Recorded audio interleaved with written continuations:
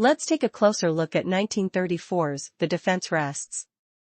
This ill-timed lawyer drama of Lambert Hillyer, director of the first Batman films in film history, a few years after the truly successful courtroom films like The Mouthpiece in 1932 by James Flood and Elliot Nugent, The Lawyer Man in 1932 by William Dieterle and Counselor Outlaw in 1933 by William Wyler, and also a year before Jean Arthur became a real star.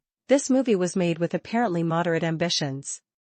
But apart from a few oddities and a hasty conclusion, it is far from a complete failure. Jack Holt was one of those silent film stars who was able to remain more or less successful even after the advent of sound film. Holt's entire career is tied to Western films, where he mostly played real testosterone bomb heroes.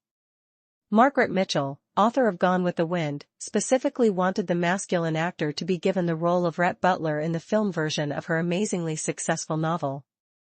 Interestingly, besides the strong, square-jawlined Holt, the writer would have liked to have seen Charles Boyer, who represented a much finer type of masculinity in the lead, although only if he hadn't had a very strong French accent.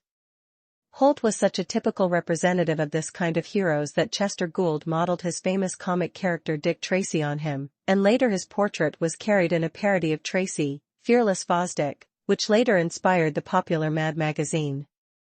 Holt is an interesting choice for the role of Matthew Mitchell, an unscrupulous lawyer, although there may be some kind of link between gunslingers of the Wild West unwaveringly sure in their values, but bending the rules as they please if necessary, and a lawyer who does everything he can to free his clients.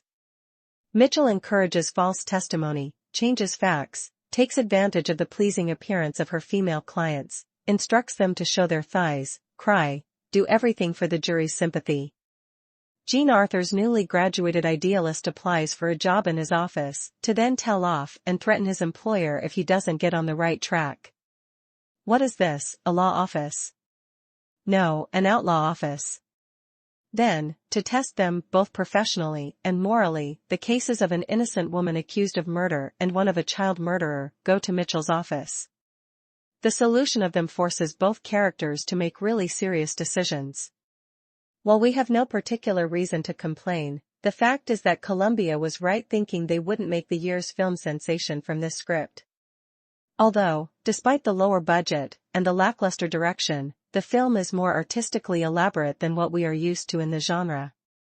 Loyal cinematographer Joseph August, who worked for the 22nd and Last Time with Hillyer, makes the many dialogue scenes dynamic with his beautifully and cleverly composed images.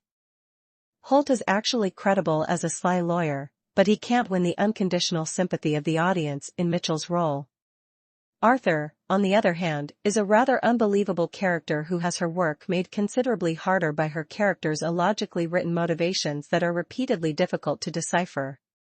The fast-paced storytelling, according to the Contemporary Review of the New York Times, becomes an incomprehensibly gabbling storytelling for the final stage, where the protagonist's troubled working relationship becomes romantic in the blink of an eye, as soon as the person on the wrong path makes the aforementioned big decision that we were sure would be made from the very start of the movie.